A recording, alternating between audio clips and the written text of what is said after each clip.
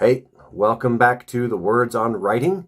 This is part 2 of the Anatomy of Action video series.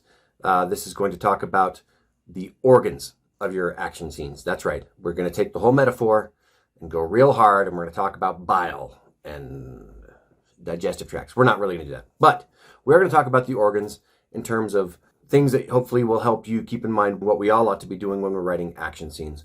An important note about action scenes is that action scenes die when they stop. Before we get deeply into some of the important things about action scenes in the ticky-tack, I want to talk about something very important. When you're writing an action scene, and in the case of a fight scene, let's really go hard on the fight scene here for today's video. If you're fighting for your life, do you care about what's going on around you very much? Not really, no. So if you're in deep perspective, and it's a single perspective, the person fighting, all they're thinking about is what is trying to stay alive or win that fight. And as you write that, you want to do your very best to say only what's necessary or what fits the moment. I want to give you some fun advice on this.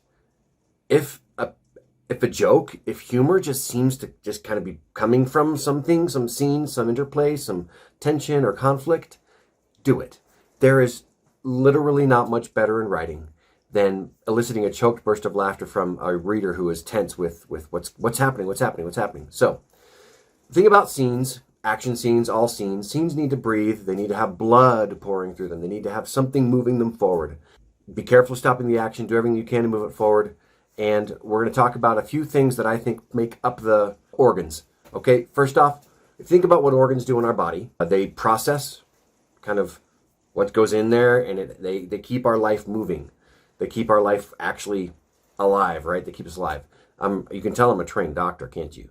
So they provide movement, they provide life, they provide circulation, and your action scenes need to have words and phrases and clauses and certain syntax and stuff that helps provide those things: movement, life, circulation.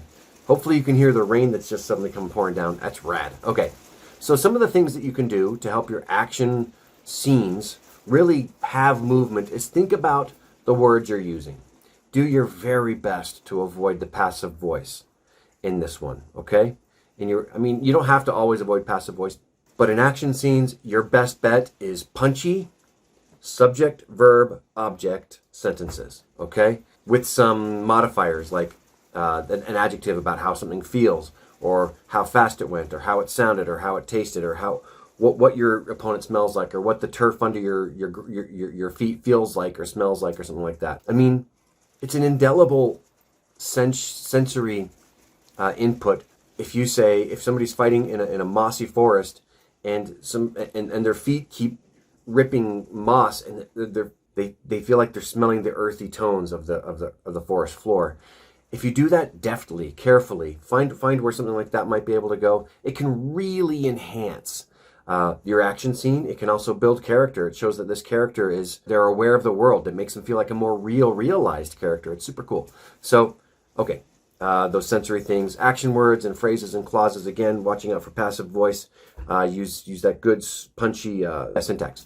The other thing about it is dialogue. So action scenes can have dialogue in them. You cannot recite the Gettysburg Address while fighting for your life. Conor McGregor might be able to. You're out of breath.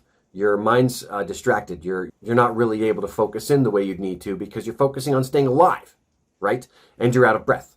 And so dialogue should be carefully thought about in terms of that.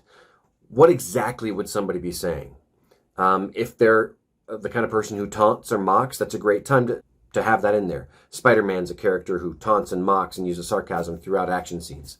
But sometimes his diatribes are a little lengthy for the amount of activity he's doing. So think about your dialogue and think about your voice tags. I'm going to suggest to you that you do your very best to keep dialogue tags, or voice tags, whatever you want to call them, but dialogue tags, out of your action scenes. It's really easy to slow down action with too many dialogue tags. So my advice to you is something like, I slashed my sword at Tommy. You're an idiot, man. Well, no, you're a moron. Tommy cut back or fended off my sword, you don't need dialogue tags if you've got a line of dialogue followed by the action that they're doing, right? And that's a great way to keep your action moving forward. I like to do that in a lot of things.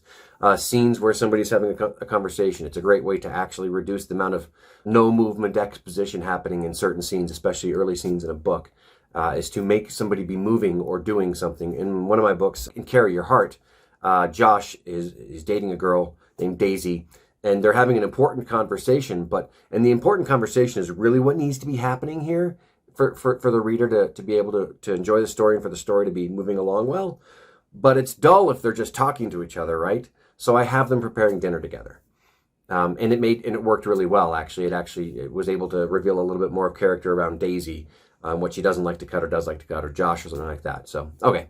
So there you go. That's the organs. I'm going to put up over here, or you're going to see over here, slide a picture of Harry Potter and the Order of the Phoenix by J.K. Rowling.